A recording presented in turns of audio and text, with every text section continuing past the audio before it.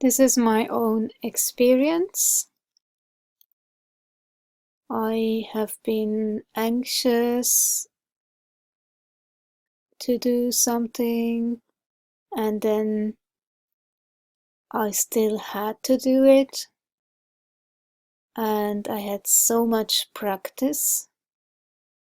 I had to do it over and over and over again, and suddenly I was no longer afraid of it.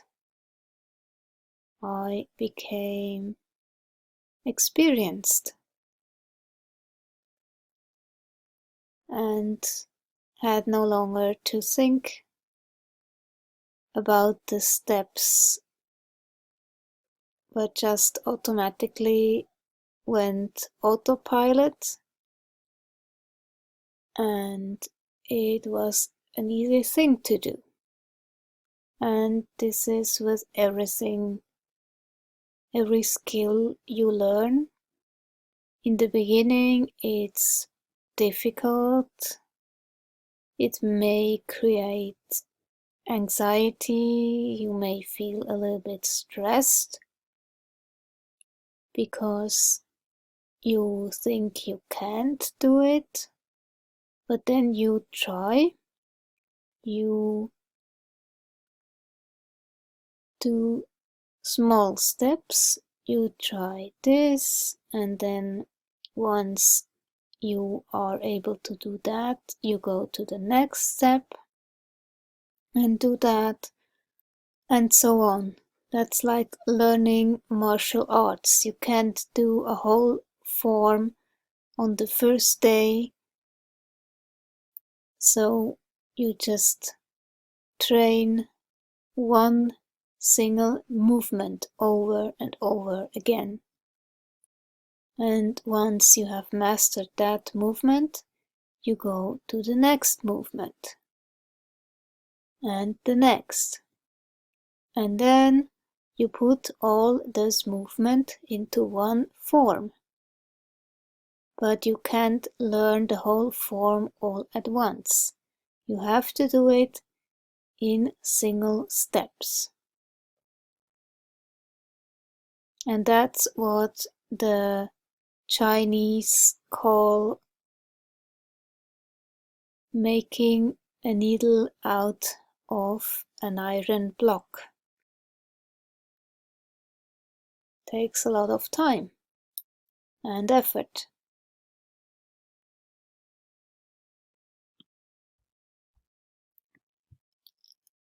So we had some chat about procrastination in our group, and my answer was that I indeed wait and wait. And I wrote, while waiting, there is a lot happening on the inside. You might call it being pregnant with something. So it is not necessarily procrastination. I do lots and lots of research on a subject, gather information on it, and I work my way through to a point when I am ready to launch, basically. And that's the perfect time, actually, because I have prepared everything. A baby is not made in a day, so to speak. So, at first, something might make you feel anxious, then you get maybe used to a new idea, something you want to try. And then you come to the point you will act, and it will happen almost spontaneously. It will happen so quickly, but you need all that time to prepare for the right moment. Just my experience. So this somehow got misunderstood, and I decided I do a video on that.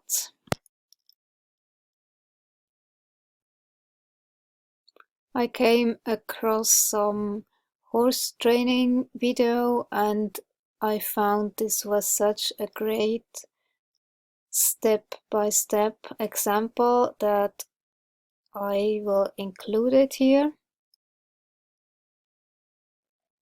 because it's the same technique.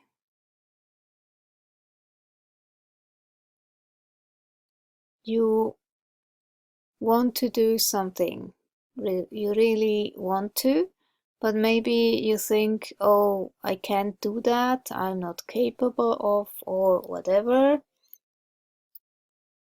And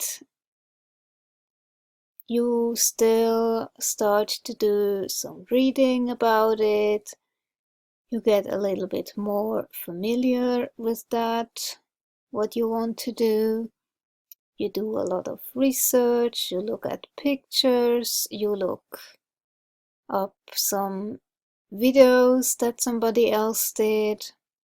So, for example, I wanted to get into leather working, but there is always that initial hump you have to get over until you can get started. So, okay, I started to watch some videos of some guys on YouTube, and they explain what you need and how you do some stitching and explain the different qualities of leather and so on. And then you gather information, and that's you inwardly prepare yourself until you are ready to launch. So once I had that information, I looked up things on eBay, what they have, compared prices, compared the content of the tools, and then ordered that. So this is another step. And then once you have all your tools at your home, you can get started. And this horse training video explains it so well. Those tiny little baby steps you take. Prepare yourself. Get used to something, and then you get used to the next thing, and the next, and the next, and suddenly you are an expert. It's getting used to stuff and also gaining experience, and that's how you learn a new skill.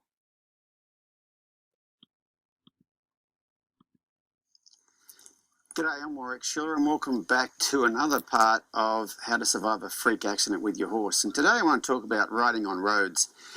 And you know, it's a dangerous situation if you have got to ride your horse on a road somewhere. There's cars going very fast, and what you can't really do is expect those car drivers to take care of you. And I see a lot of people. So this is a very good example how you as an autistic can approach a new situation, how you can get used to something. And he explains it that car drivers will not take any consideration of you, and this can be compared to neurotypicals who have no idea that you are autistic, so they will treat you just like everybody else. So you are the one to look after yourself and find ways how you can best get used to things, or find ways that work for you.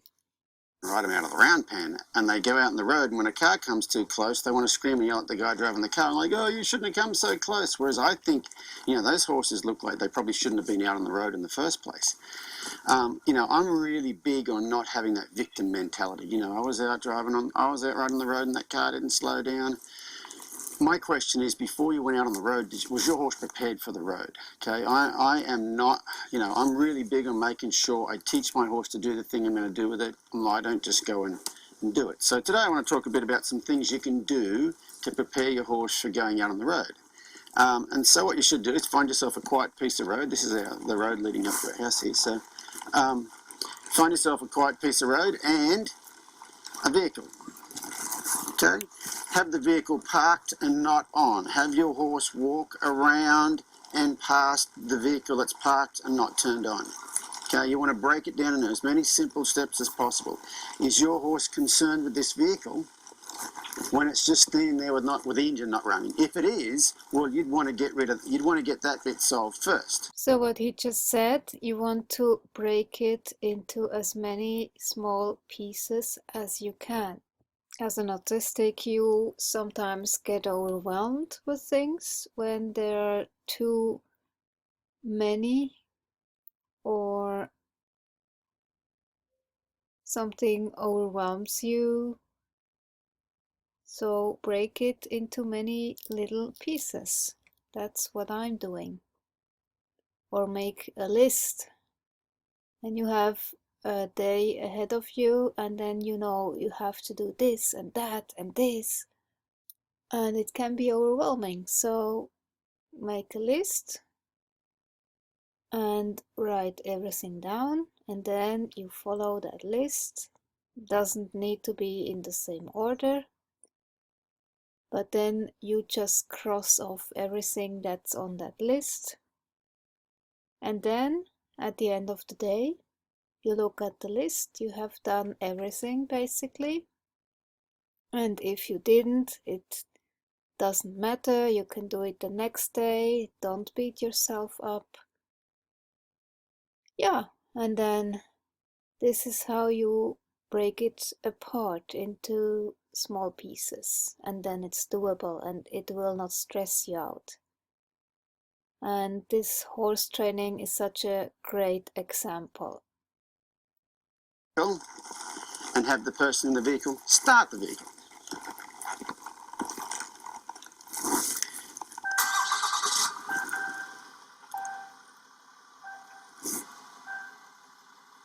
See, Okay, the so the horse vehicle's now looks at started. it, listens. Is my horse bothered by it this far away? Not bothered. Not really, so I'm going to head over here. And is my horse bothered by being by this vehicle when it's running? If my horse is not bothered by this vehicle when it's running, okay, so that's good. And if it was, what would we do? We'd work on it till we could. And what you'd probably do is try and ride around in a big circle. Get as far away from the vehicle as your horse is comfortable, and just ride around. And after a while, when your horse is comfortable with that, go in 5 feet and do another circle around the vehicle until your horse is comfortable with that. And then go in further and further till your horse is completely comfortable around the vehicle with it running.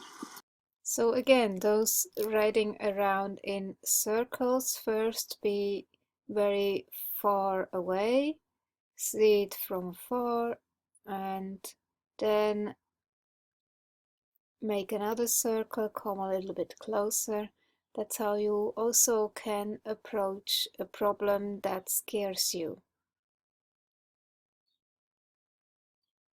You just inch in, and suddenly you are ready to do it. Vehicle drive away from you at walking speed. So honey, if you can drive that thing down the road there at walking speed, so just have that vehicle go away from you, okay? And you might want to start back quite a ways from it until your horse is good with being further back, and then you'd eventually get to where your horse was good up closer to it, okay? And eventually, so have your horse to where he's not concerned by being, the vehicle actually moving, the sounds of the tyres on the pavement, whatever. And then have him to where he can follow it. And then at some point in time, you'll get to where you can come up beside it and ride him beside the vehicle when it's moving. And if that doesn't bother him, then you can get a bit further up here and have the vehicle beside the horse when it's moving. And what you're doing now is you are working up to the part where the vehicle drives past you. I haven't quite got there yet, so I might go a little bit further up here. Now I'm going to stop and let that vehicle keep going past me. See, this is so smart. And there's the start Tiny of a vehicle baby steps. going by me.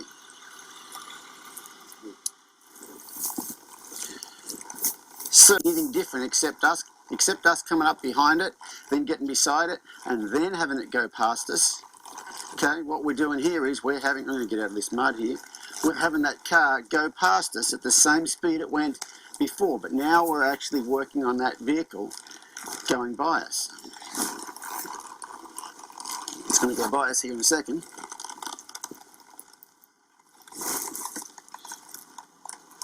Okay, so we're now worked on this. So, right now, if your horse got a fright and got all worried, what would we do? If my horse ran off and got all worried right now, what would you do? You'd go back to the start and you go, oh, this vehicle scares you? Okay, we're going to follow it again. And we'll follow the vehicle down here, and when you get comfortable with following the vehicle down here, then we would work on getting you up beside the vehicle and walking along like that. Then we'd work on getting you further up past the vehicle like this. And then once again, I'd stop and let that vehicle go past me. That would be if it all fell to pieces, okay? So then what you can do, now you can have the vehicle go past you faster. I'm just going to walk. Robin's going to turn around there. Okay. So then what you do is just have that vehicle go quite a bit faster.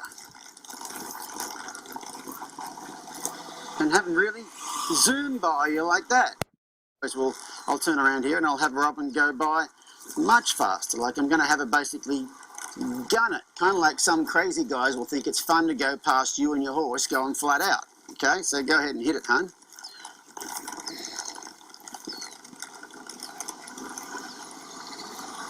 You are going to get people who are going to do that to you, okay? And there's no use going, oh, that bad man. You have no control over that bad man. There's no use getting all bent out of shape about it. Yep, people gonna do stuff like that. It happens. So get yourself used to as many things as possible, and then you will not get stressed. Do is try to recreate these things at home. Okay, like I said, I'm not much of a victim. I don't think that being a victim and saying, oh, that bad man did this and that is a bad thing. Okay, so let me turn around and I'll have Robin go just a little bit faster. I don't know how much faster she can go in our little street here, but I'm going to wander along here and have Robin go zooming past pretty darn fast. I think Robin's going to go like that. That's the sort of stuff you are going to encounter out there in the street. Now, I'm going to have Robin turn around because the only thing we've worked on so far is having that car go past us from behind. We haven't worked on cars coming towards us, and I'm very, very, very step by step. So I know I can walk past that truck when it's standing still. I did it at the start. So now I'm going to have Robin go nice and slow and drive along this way and go past me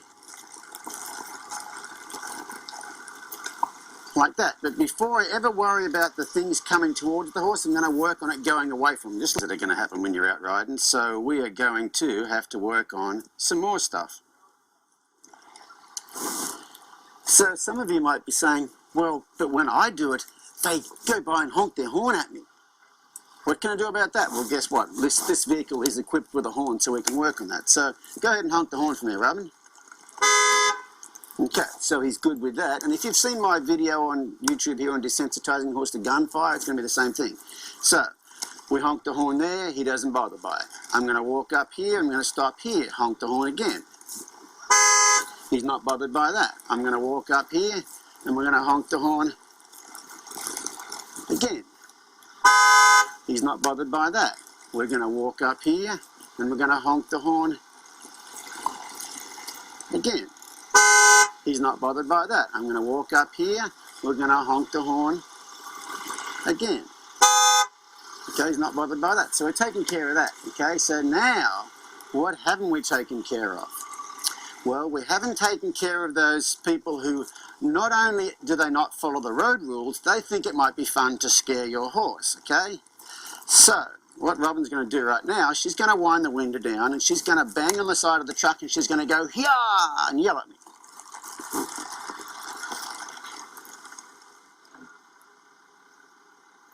Not while moving. She's not a very convincing yara, but anyway, you could have them do that. So we're good with it that far away. So now I'm going to walk down here. Now she's going to hang out the window and whack the door and go yah again. A little more convincing if you can next time, hon. So I'm going to come down here and okay. So he's not bothered by that. So we're going to come up here. Okay, so he's not bothered by that. Okay, so now what we've done is we've taken care of almost all of the things that are going to happen when you're out riding. But we haven't put them together yet. We've got this horse used to vehicles going by, we've got this horse used to horns blaring, we've got this horse used to idiot people banging the door and yelling, "Yeah!" Okay? We haven't put them together yet, and just a principle of horse training is you don't put three things together unless you put two together. So what Robin's going to do right now is she's going to drive me past me going slow with the horn honking. Okay, but what we're not going to do is go fast with the horn honking because we figured out we can go slow, we can go medium, we can go fast. That works. We figured out we can do the horn honking thing. What we haven't figured out if we can go slow with the horn honking. So there'd be no use going fast with the horn honking unless you figure this out. So Robin's going to drive past here honking the horn.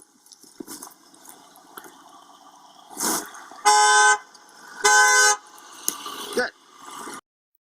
Again, you see him doing all those steps and not putting it together until the horse feels safe doing one step, and only then you start putting together two steps. And this is really a very good approach how you can also cover everything step by step if you are scared of doing something.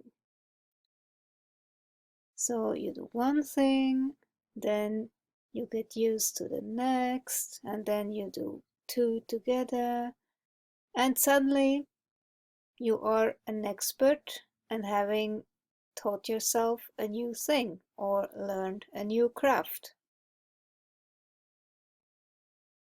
So this is a very good approach.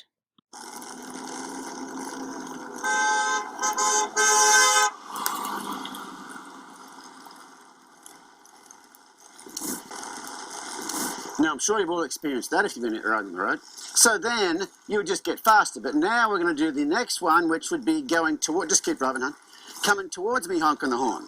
But we haven't done that one yet, have we? Good.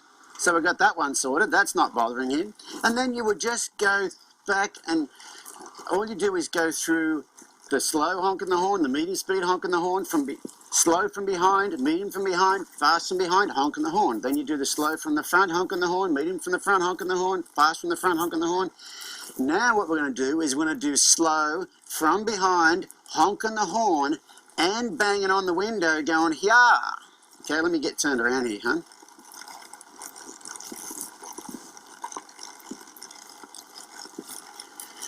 So what we're going to do now is I'm going to turn around here and we're going to do the whole honking the horn, coming from behind and banging the door.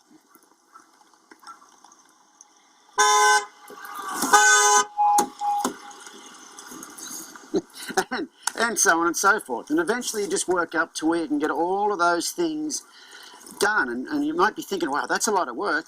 Hey, it's a whole lot better than spending 6 months in hospital with a broken back or something or other. You know, I'm really, really big on preparing horses to do things that look like they're a big deal, but they are really quite easy to do if you can spend the time working on this. And this has taken Temple Grandin also describes how she learned how to drive a car on her aunt's ranch.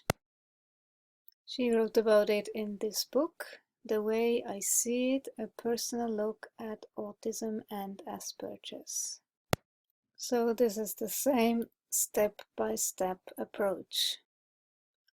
She writes, can my adolescent drive a car? That's probably a parent who is asking this question.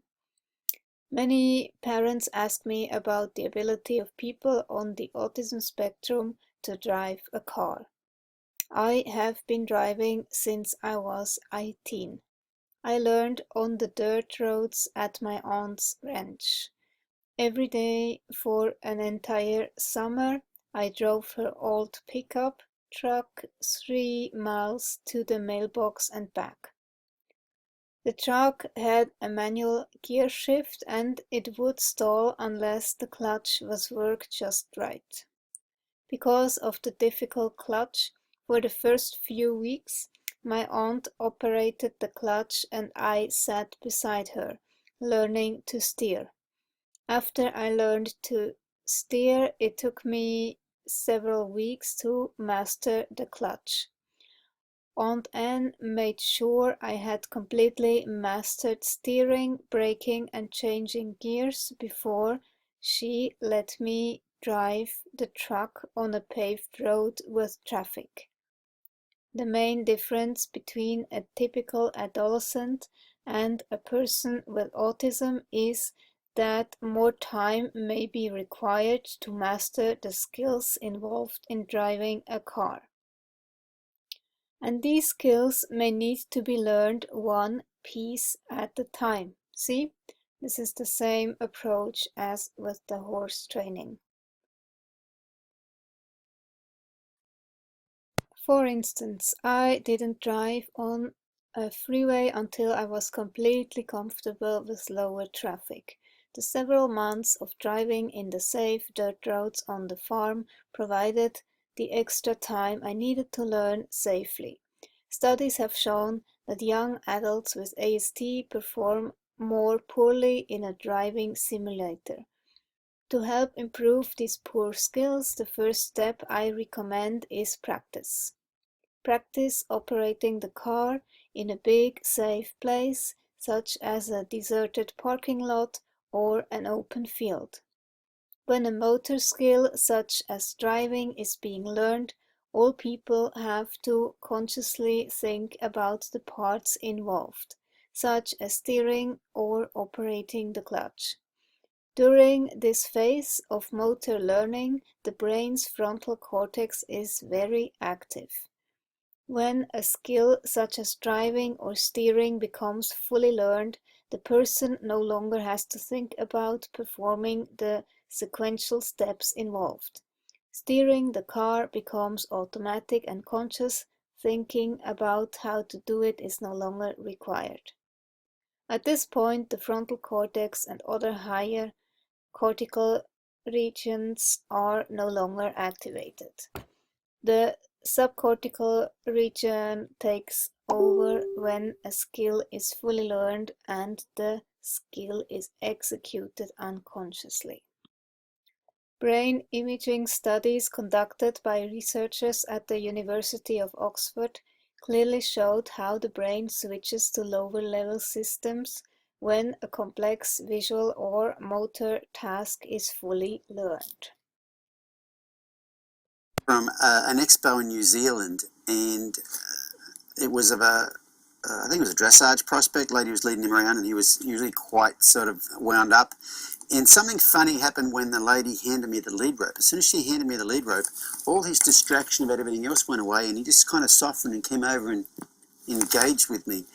And I said in that video that there's a lot of stuff I've been doing the last 2 years away from horses that have been helping me, helping that thing happen, because horses have been doing it quite a bit at clinics and I haven't really done anything. I just take a hold of the lead rope, and so it's not a horse thing, and it's not something I did at the time. Like, there you can actually ask a horse to do things by mentally picturing things, and you can project energy and ask him to move away from you or towards you with energy. It wasn't any of that stuff. It wasn't something I did at the time. And so I just thought I would have a bit of a chat what's been happening with me and why those horses have been different. I'm going to go through the whole thing. So it all started a number of years ago at a horse expo in Madison, Wisconsin, and I was talking to Barbara Schulte. I don't know if you guys know who Barbara Schulte is, but she's a pretty amazing mental coach for people with horses. She actually was a big-time cutting trainer back in the day, and then she's gone more down the helping people with their personal development path. But she said to me, she said, have you ever heard of Brene Brown? And at the time I had never heard of Brene Brown, and so she suggested I look up this person named Brene Brown, and I think the first thing of Brene's I looked up was a TED talk she has on YouTube called The Power of Vulnerability.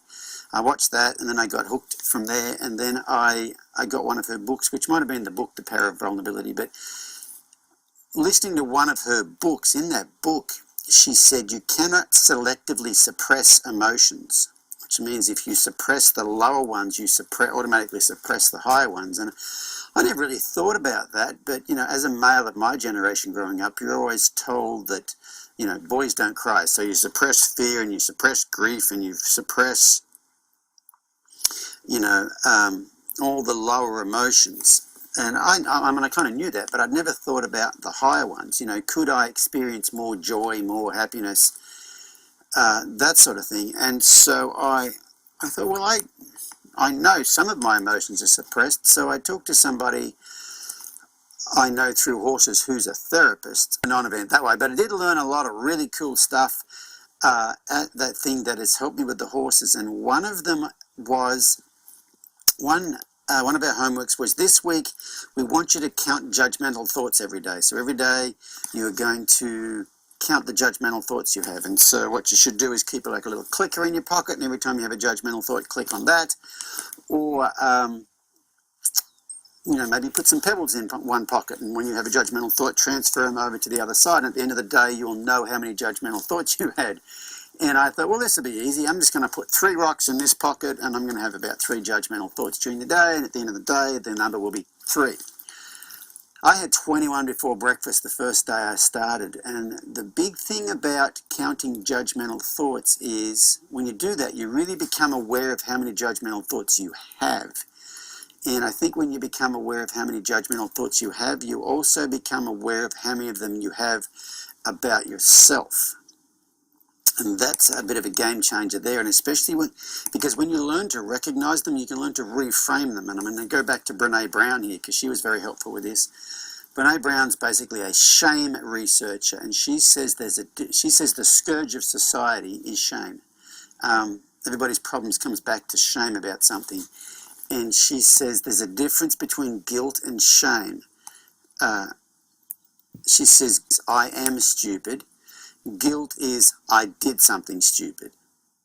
Okay, shame is a focus on self, and guilt is a focus on actions. You can change actions, you can't change self. So, instead of saying, oh, I'm so stupid, you can go, well, that was a stupid thing to do. I can do differently next time I get in that same situation. So it really changes that.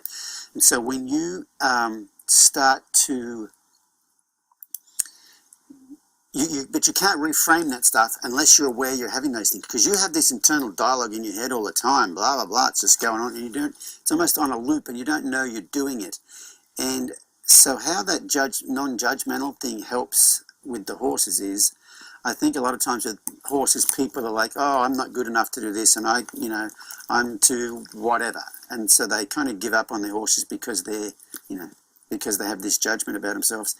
But the other thing is, it helps you, when you practice reframing your judgments, then the thing that helps you with your horses is when your horse does something, instead of you labeling that as whatever, my horse is being belligerent, he's being aggressive, he's being whatever, it really helps. It helps because you don't label that behavior a certain thing, and then you don't act towards that horse like that label that you've given them. So what he explains here, you can apply that in life for anything. It's a great technique, and you do that with people too. So I realized when I have some attitude, it's not going to help me. But when I work on reframing my thoughts and going towards being kind from human to human, not judgmental, it totally changes the whole thing. It's really so different. And then you act completely different. So, this is really a great technique.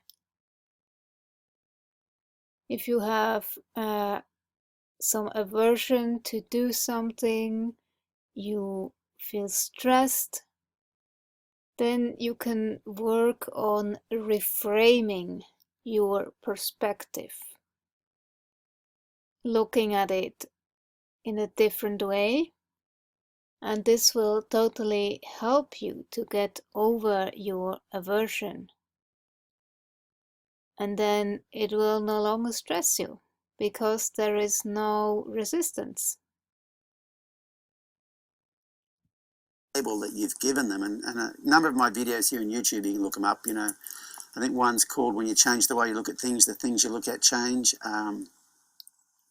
There's a video about help with a horse that's mouthy or nippy. Watch that one, and that'll really change your mind about that sort of thing too. And so that's one of the things I've been doing is being more, first you count judgments, like I said, and then once you start counting them, you become aware of them. And so instead of just the judgment coming and going without even knowing you did it, you become aware of it. And then you can kind of reframe it. And I travel quite a bit. And one of the things I've been doing lately this year in airports is something different than I've always done. In airports, I'm a people watcher. And I've realized that when I people watch, it's not a good thing. I'm not looking at people and thinking the best thing of them. I'm not looking at people and picking out the one thing about them that I wish I could be. Like, wow, that's so good. I love your smile. I love your whatever. I love your any of those things. I've realized that when I'm people watching, I'm judging. And so if I walk through an airport and I judge every single person that walks past me when they're going the other way, by the time I get to the end of the airport, I have had a lot of negative thoughts that in the past I didn't even really know I had. So what I do these days when I am traveling through airports is I look everybody in the eye that's going the other way. And I give them a bit of an eye smile. And I think to myself, may you be happy. Look at the next person. So probably for us autistics, looking people in the eye, what he describes, this might be a bit difficult and cause stress. So I don't think we need to do that, but what it says is instead of having a judgmental thought about somebody, you meet them with an attitude that is friendly, kind, open, and this already will completely change your perception of that person, whatever they do. So if I look at somebody who is dressed in a weird way, perhaps, then instead of thinking, oh, this is such a bad color combination, you see, this is already really judgmental and it has that vibe. So instead of thinking that, I try to find something that I like at the person. It might be the handbag, it might be a tattoo, or the person might be very friendly. And if you just go and judge this person by their weird way to dress, you miss a whole lot of the positive thing that this person might be. So if you stop yourself doing that, you are open to discover the good sides of somebody which you otherwise would have missed. So this will be a completely different conversation. And you can get to know somebody more closely if you have an open, friendly attitude yourself.